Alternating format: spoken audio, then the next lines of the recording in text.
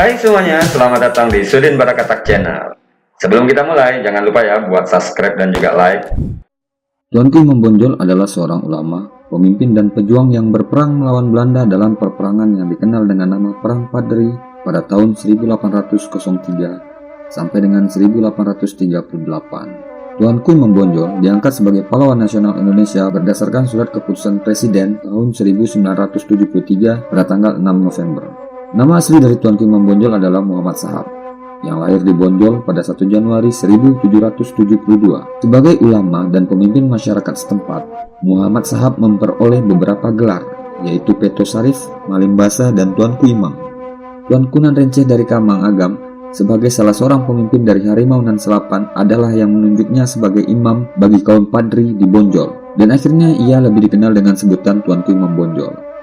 Tak dapat dipungkiri, Perang Padri meninggalkan beberapa kenangan heroik sekaligus traumatis dalam memori bangsa. Selama sekitar 18 tahun pertama perang itu, praktis yang berperang adalah sesama orang Minang dan Mandailing atau Batak pada umumnya. Pada awal timbulnya peperangan ini didasari keinginan di kalangan pemimpin ulama di kerajaan Pagaruyung untuk menerapkan dan menjalankan syariat Islam sesuai dengan Ahlus Sunnah wal Jamaah yang berpegang teguh pada Al-Quran dan Sunnah-Sunnah Rasul Shallallahu Alaihi Wasallam. Kemudian pemimpin ulama yang tergabung dalam Harimau Nan Selapan meminta Tuanku Lintau untuk mengajak yang di Pertuan Pagaruyung beserta kaum adat untuk meninggalkan beberapa kebiasaan yang tidak sesuai dengan Islam. Dalam beberapa perundingan, tidak ada kata sepakat antara kaum Padri dengan kaum adat. Seiring itu, di beberapa nagari dalam kerajaan Pagaruyung bergejolak, dan sampai akhirnya kaum Padri di bawah pimpinan Tuanku Pasaman menyerang Pagaruyung pada tahun 1815 dan pecahlah pertempuran di Koto Tangah dekat Batu Sangkar. Sultan Arifin Muningsyah terpaksa melarikan diri dari ibu kota kerajaan ke Lubuk Jambi.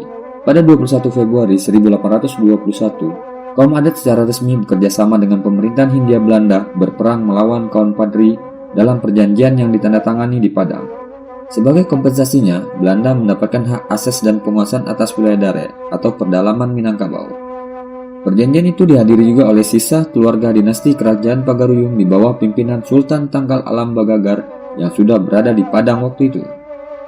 Campur tangan Belanda dalam perang itu ditandai dengan penyerangan Simawang dan Sulit Air oleh pasukan Kapten Gonfinen dan Kapten Dianema awal April 1821 atas perintah Residen James Dupuy di Padang. Dalam hal ini, kompeni melibatkan diri dalam perang karena diundang oleh kaum adat.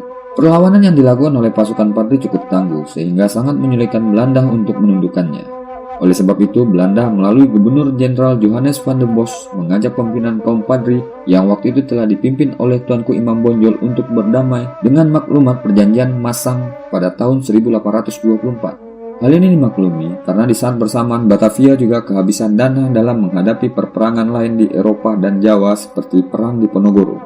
Tetapi kemudian perjanjian ini dilanggar sendiri oleh Belanda dengan menyerang Nagari Pandesike. Namun sejak awal 1833, perang berubah menjadi perang antara kaum adat dan kaum Padri melawan Belanda. Kedua pihak bahu-membahu melawan Belanda. Pihak-pihak yang semula bertentangan akhirnya bersatu melawan Belanda. Di ujung penyesalan muncul kesadaran.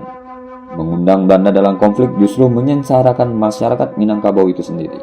Bersatunya kaum adat dan kaum Padri ini dimulai dengan adanya kompromi yang dikenal dengan nama Plakat Puncak Pato di Tapiak Patah yang mewujudkan konsensus adat Basandi Syarak Basandi Kitabulo. Rasa penyesalan Tuanku Imam Bonjol atas tindakan kaum Padri atas sesama orang Minang, Mandailing dan Batak terefleksi dalam ucapan, adapun hukum Kitabulo banyaklah melampaui dek ulah kitojuo, ba adek kalian.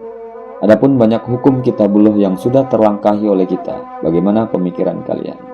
Penyerangan dan pengepungan benteng kaum Padri di Bonjol oleh Belanda dari segala jurusan selama sekitar 6 bulan yang dipimpin oleh jenderal dan para perwira Belanda. Tuanku Imam Bonjol menyerah kepada Belanda pada Oktober 1837 dengan kesepakatan bahwa anaknya yang ikut bertempur selama ini, Nali Sultan Caniago, diangkat sebagai pejabat kolonial Belanda. Imam Bonjol dibuang ke Cianjur, Jawa Barat, kemudian dipindahkan ke Ambon dan akhirnya ke Lota, Minahasa, dekat Manado. Di tempat terakhir itu ia meninggal dunia pada tanggal 8 November 1864. Tuanku Imam Bonjol dimakamkan di tempat pengasingan tersebut. Tuanku Imam Bonjol menulis autobiografi yang dinamakan Naskah Tuanku Imam Bonjol yang antara lain berisi penyesalannya atas kekejaman Wahabi Padri.